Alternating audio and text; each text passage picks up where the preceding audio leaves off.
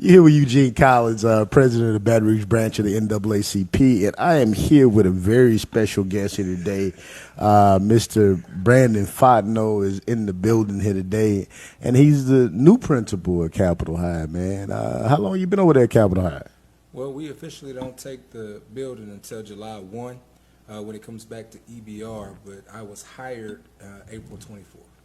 April 24th, man. So, man, new principal, man, black male in a principal role here in Baton Rouge, man. That's cool to see. Young brothers need to see that. So that I can say that here on the NAACP show. You might not better go nowhere else and be able to say that, but I can say that here, right? But man, tell us a little bit about how you got here to Capitol High. And it was God's journey for me, right? I've been through several different schools. Some predominantly African American and some mixed, but man, I just try to do what God wants me to do. It's better to do what He tells you than to sacrifice. If that makes any sense. No, that makes total sense, man. So, man, like you're a principal now, man. But of course, you had to be in the classroom and all that stuff. So, tell us about your journey to actually getting here to be a principal. I started off as a classroom teacher and a football coach. As a matter of fact, my first job offer was at Capitol High School. That's what's up. Coach Germany gave me an opportunity when I was very young. Right, I went through. I ended up being a football coach at Woodlawn. Then I ended up growing to being their assistant principal. Right? Okay.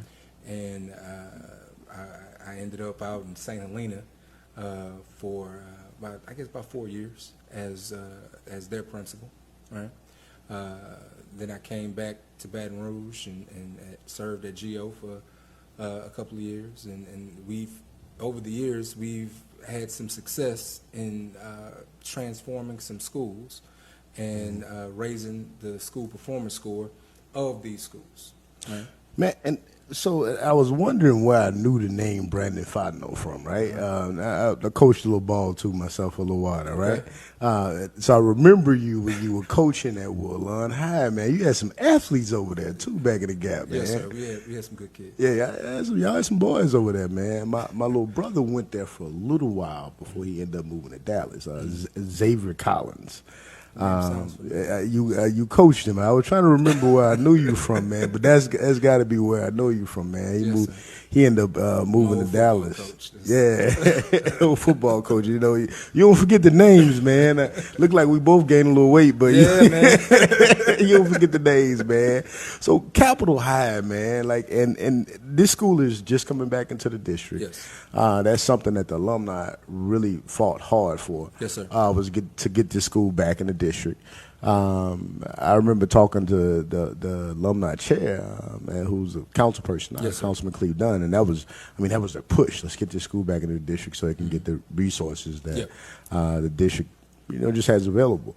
And Capitol High had been like operating on a shoestring budget for a long time. A lot of different things happen. If you know the history here in town around Capitol High, I don't want to get into it. Somebody will get mad. But it's one of those schools that, man, was a great institution here for a very long time. Historical school here in Baton Rouge. Yes, sir. And it seemed like it fell off for a little while. Then it came back. And man, so what excites you about coming to Capitol High? What's your plan for it? The history, the pride, and you touched on it. We hope to build on the legacy that Capitol has already established, right? And to be perfectly honest with you, Capitol has so much potential to do something great, to build upon what's already been done, right? And we have a plethora of things that we will be doing with Capitol. One of the biggest things is we have a partnership with Baton Rouge General. Okay. Like, it is a true partnership. So we have a medical track, right? But they also partner with our traditional students too, right? Our school will be focused on, of course, the liberal arts track, because we do dual enrollment now. That's what we do, right? We found success with that in the past at various different schools. We have a digital media department now. They already had it. We're building upon it, right? It's like Capital was doing some good things. We're building upon it, and we built it all the way out, right? We have everybody from, we have everything going on from animation to TV, podcast, productions, right? We have the flyers and that type of digital media, and we have 2 digital media teachers. We have an art teacher with a concentration in animation now.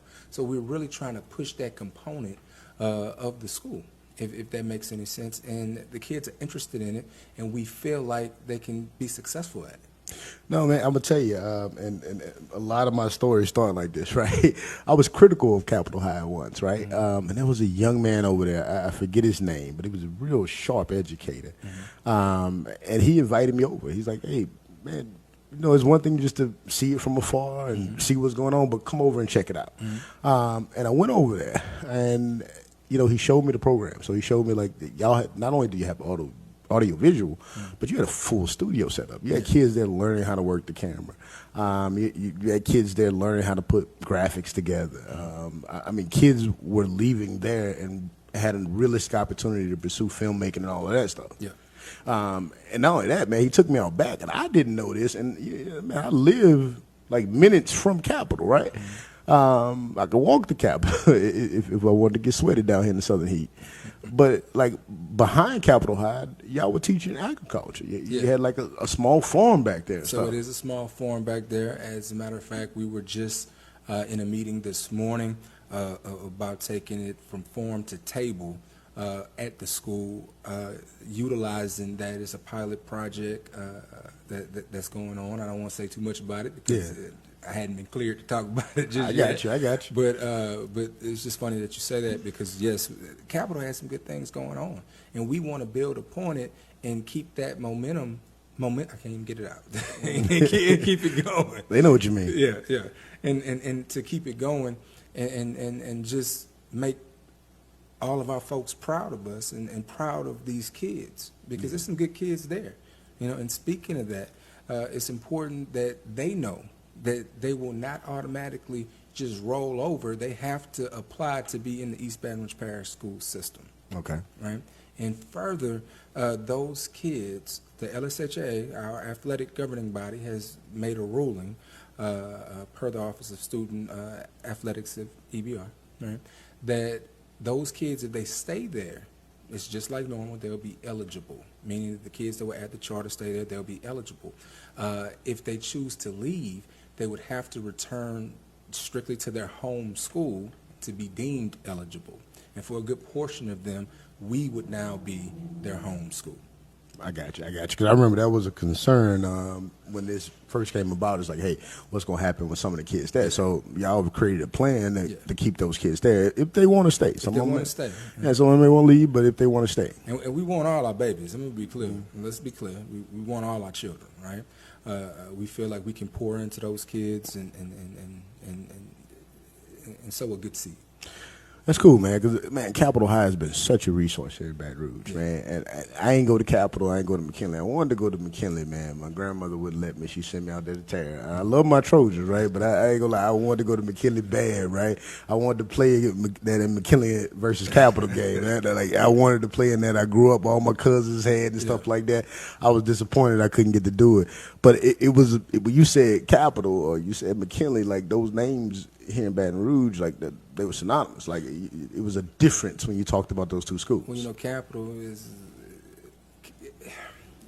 a pillar in this community, especially the African American community here in Baton Rouge. You know, and Capitol is going to be Capitol, and we are going to be something that everybody will look to again. It just takes time to get there. Yeah, it's going to take some time, man. And I remember. We used to go to shows, man, back when I was a kid, man, in the auditorium over there, man. I know last time I went over there to Capitol, maybe about a year ago, man, and I saw the condition that the auditorium was in, and I know that's something that y'all working on and projects that y'all got going on. Well, like I said, we take the building over July 1, all right? I believe that Monday after, because July 1 is a Saturday, we will have crews there beginning several construction projects. Trying to renovate the building as quickly as we can, and we can't do everything before school starts. Take time. Right? But it takes time. But we're going to renovate that building, especially in that gym and that locker room the cafeteria, the front office. I mean, things like that. Some of the classrooms need some things, and those projects are already lined up. Our staff has really worked hard to plan this out, to utilize all the time that we have. So y'all hear that here with this man. This man letting y'all know, like, look, Capitol High ain't had no air conditioning in that gym for the last 30 years. They have air conditioning. They have air conditioning now? This man, they got an air conditioner over there. Don't come bother this man about that auditorium. He just got there. It's going to take time. You know, they'll give you, they ain't going to give you much time, right? But man, I'm glad to hear that y'all got a plan, man, to really improve not only the school, but the facilities there, because, man, that school means so much to our community. Absolutely. Means so much to that Easy Town community. I remember, man, Capitol, at one point, it was a great school. It was a great school to go to. Y'all were winning championships on the field and on the court. It was excellent from top to bottom. And that's the goal. We've hired our football coach. I can't say who it is All yet. right, We're waiting for background checks to clear and all those things. It just takes a little time. Mm-hmm. We are interviewing for our basketball coach this week, and hopefully we can name him just as soon as his background check will come back. Once we pick the guy.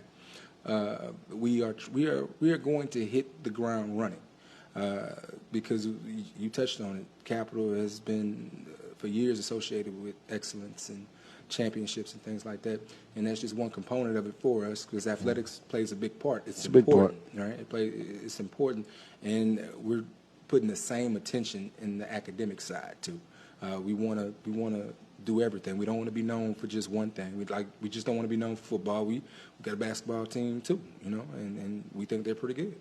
Yeah, and I like the medical program too. Yeah. When you talk about that, I remember for years you could go to Capitol and not only go to high school, but you got to trade. Yeah. I think y'all still have some of the stations in one of the gyms, right? Yeah. But for years you could go there and not only focus on high school, but you could get a trade if you wanted to go to college. It was awesome, but if not, you graduated high school with a certificate, training in some area, right? And that's the beautiful thing about our partnership with Baton Rouge General, right? Because Baton Rouge General is not just a medical, right? Because it's a medical facility, but they have their own little city, if you will, their own community. They have HVAC guys that work there, and that's a high-paid, high demand and high-wage job for a kid coming right out of high school, right? So we will put some kids there,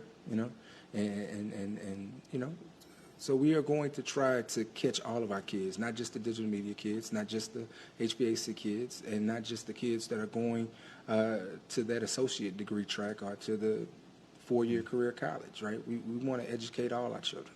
Yeah, man, because I'm going to tell you, man, and I'm glad that you're talking about it here, man, and I hope you don't let this be the last show, right? Because I will tell you, man, when I went to Capitol and saw it and actually viewed it with my own eyes, man, I had no idea that Capitol had the programs that they had.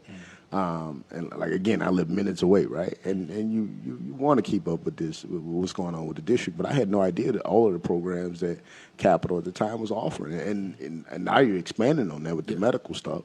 So when folks say, well, man, they don't do trades like they used to, I'm like, that's not necessarily true. It's a little different. It's a little different, but they still offering trades. But they're still offering trades. Yeah. And one of the things we want to see our kids do is we want to see our kids take control of our social media presence, right? So that they can advertise everything that we do, so that they can video our football games, so that they can video our basketball games. So when we have programs, they can put it out there on our social media so that folks can know what we're doing at the school. Yeah, man, and I love to hear that y'all got a plan, man. So, man, if you're out there and you live near Capitol High and you've been sending your kid to somewhere else, you've been sending them to charter school, private school, whatever, why should they come to Capitol? Because of what we're doing, right? Because of the programs that we're offering, right? One, our children are going to be safe. right? We're gonna see to it, right? We will support our children. I mean, I'll give a kid the shirt off my back, right? Because once they walk through the door, they become my children. If they tell you I fussed at them, I did. That's what's up. I'm just letting you know, I did. But if they do something right, I'm their biggest cheerleader. We tell our children every morning and every afternoon, if nobody told you they love you today, baby, we do. Because one, we mean it, and two, because they don't hear that all the time, right? And it does something to a child when they hear that. And I know it because if I forget to say it on the intercom, my children come check me. Oh, you don't love us today? You know, They so used to hearing it. Oh, they used to hearing it, Yeah. right? If you want somebody to pour into your child, if you want somebody that's going to treat your child the way that you want them treated, the way that you would treat your child, then you need to send them to Capitol. And you give us this child, we will pour into them and give you back a young man or a young woman that you can be proud of and know is ready to move on to the next phase of their life. Now, I'm a little biased, man, but I'm going to tell y'all, football coaches make the best leaders. I'm just going to say that like that. They do. They do. Like, you know when to push a kid. You know when to be straight with them. You know when to love on them, when to hug on them. Like what Granddaddy used to say, you know when they need a foot in their butt. Yep. You know when they need a pat on their back. It's just something that comes with coaches. The football coaches, when I see them in principal roles, I always love to see it because it's like, hey, you get these kids on a level that most people won't. 'Cause I know you can speak to this. Sometimes the culture on a football team can be way different than the school. Like you could take this same kid that was acting crazy first through sixth period, and But he won't different do that at practice. But I think that's why I got into administration, right? Because I mean, we were blessed to have some pretty good football teams, some pretty good football programs, but there were kids who we wouldn't even be able to touch because they weren't athletes. Right? Yeah. And every kid's not an athlete, and every kid isn't a Rhodes Scholar, if you will, right? Yeah. They're all in between, right? And we want to be able to help all our children, not just the children that we can see after school for those 2.5, 3 hours every day, if that makes any sense. No, that makes total sense, man. And, you know, one question they're going to have, because we mentioned the trade programs, the medical track and all of that stuff. What about the kids that are trying to get collegiate ready? Oh, what do y'all offer for them? That's what we do. Okay. That's what we do. If you want to go to college, we will turn you into a college student, right? But we do it safely, right? We do dual enrollment like everybody else, but we found some success. Before I accepted this role, I was at GO High School, GO Next Generation, and we had, 9 kids that graduated from BRCC, 6 of them with associate degrees. That's what's up. Right? And it's because of the way that team did it, right? And if it ain't broke, don't fix it. You know, we did it. We did it in St. Helena, right? We had a lot of success with kids going to college, right, and getting ready to go to college, because you can't just go if you're not ready, right? That'll hurt a child, because then that child will end up with a W on his transcript or end up with an F on his collegiate transcript, and it may hurt him when he or she is ready to apply to college after high school. So we have to make sure that we're doing it in such a manner where it's safe. Yeah. Hey, you know, I don't claim to be an educational expert. When I was coaching, that's all I was doing. Nobody let me nowhere near the paperwork or sign or nothing like that, right? So I'm nowhere near the expert. Even now, when there's an issue, that's because the chair then told me, or the advocates, and say, hey, we need you to speak on this. So I don't claim to be that, right? But I remember one of my friends' kids graduated from GO Prep. And I went there, and I was amazed that, like, these kids were finishing high school, and they had an associate's degree, so they're going into a collegiate setting with, like, 2 years left, right? And to be perfectly honest with you, the superintendent has that plan, right? And we're just going to execute that plan. You can do it. It can be done, right? EBR has funded it, right? They put the money behind it, so we are going to take those collegiate classes. Kids, those dual enrollment classes. Kids should be exposed to that prior to going to school, because I'm telling you, it's a rude awakening when you go to somebody's college and you've never had the experience. Because you don't know the expectation that they have on you, right? But we have to check behind them because they're still high school kids. We have to check behind them and make sure that they're doing everything that they're supposed to be doing, that they're getting their work done, that they're, if they have a problem, that they're reaching out to that professor and asking them, can you explain this more? Yeah, I mean, they're kids, so we got to do it carefully, but we can get it done. Yeah, man, I'm glad to hear that, man, because you know, I remember when Dr. Narcisse was implementing this plan here, right? We all got on the plane and went to Miami to see the model he was trying to bring back here to Baton Rouge. And I think I initially told him, man, you implement that here, they're going to try to run you out of town. But you know, I knew our kids needed to be pushed. They needed to be challenged. And, man, over the last, I would say, 2 to 3 years, one of the disheartening things I've consistently heard is our kids can't do this, or they can't do that, or they can't do that. And we got to push these kids to do more, because they're going into a world where you got to do it. So kids can do anything with the right expectation. Yeah. Right? And then the right support. Right? You can't just throw a child into something that he's not ready to do. Right? But you can support him until he gets ready. And then once he gets there, then you support him through the process. Right? You have to have stages and to do it safely.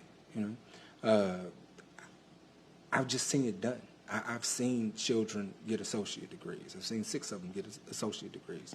This past year, I've seen children leave school and be certified as a what is it, as an LPN or as a a medical assistant. I've seen it. You know, so my expectation on for children is here, right? Yeah. But every child isn't gonna go down a college prep, if you will, path. They may be a HVAC guy, right? Or they may be might want to be a cosmetology, right? You just have to find what they are interested in and nurture them through it. I'm glad to hear that, man, because full disclosure, man, all my kids are in private school. I've never had a kid in public school. Now, I'm a product of public schools, right? But I took my kids out of public school because I just didn't trust the system, just being honest, right? But, one of the things I love about my kids' school is that there's never anybody there that's saying what a kid can't do. They're talking just like you, like the support, the right environment, and then they push those kids. And I often tell folks, I hate the fact that sometimes my kids don't get more than the kid that lives in 7805, right? Because everybody's telling them what they can't do. So we don't, even with our teachers, right? Our teachers, and I've been blessed to have teachers that want to work with me throughout the years, right?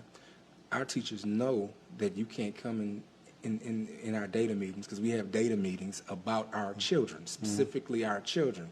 Like, okay, why is little Johnny not getting this, right? You can't come in there and say these kids not getting it. They can't do that. That's not acceptable, right? Okay, so he didn't get this, all right? Well, what are we going to do to help him get that? We have to support him to it, because the expectation won't change. Yeah, and that's good. And when I say I don't support, I don't trust the system, I'm not talking about the individual educational system here. Even though I know you understand that, some folks they're gonna be listening and think I said something different. I just don't trust the government, right? So that when I say that I put my, I kind of build my kids' education around that. That's just something that's in my fundamental belief, right? But I know that public school is very much needed, right? It's one of the reasons why I'm glad to see Capitol High coming back into the system. I wouldn't say that I'm pro-charter or anti-charter. I'm pro-good school, right? Give me a good school. I don't care whether you're traditional or charter. So I'm a product of the East Baton Rouge Parish School System, myself, right? And I believe in what we can do at Capitol. I believe that we have a good plan, and I believe we've hired some good people, because we are close to being fully staffed. And after our football coach clears and we put his supporting staff around him, I think we may be fully staffed, right? I just believe that we can do what's in the best interest of kids. Man, that's what's up, man. I tell you what, man. If nothing else, you done fooled me, man. Like, I think this brother gonna do a good job over there at Capitol High, Appreciate man. that. Man, you kind of put me in the mind of an old baseball coach I used to have back in the Gap. He was a football coach that became a principal. And you kind of look like him too, Armand D. Brown, right? I like Mr. Brown. You know Coach Brown. He was it was different, right? You knew you couldn't play with Coach Brown, but if you needed to ride somewhere, he might pick you up. Yeah. And you kind of seem like that same dude.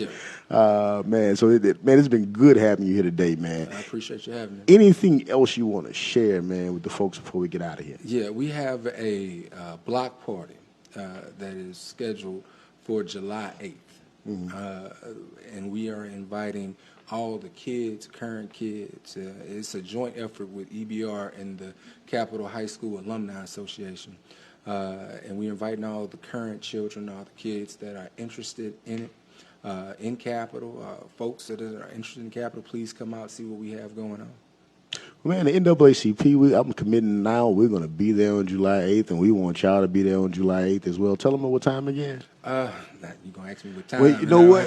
Send me that flyer. I'm going to make flyer. sure it get to all of our platforms and stuff like that. Make sure it get out. When we put this video on some other stuff, we'll make sure the flyer get out and stuff too. So send that to us, man. And y'all get over there and then, man, check this brother out, support him. Don't go over there arguing. That auditorium been looking that way. You got to get this man at least 3 to 6 months, possibly 9, maybe next year. But get this man some time to fix some of that stuff, man. Don't go over there fussing with him just yet.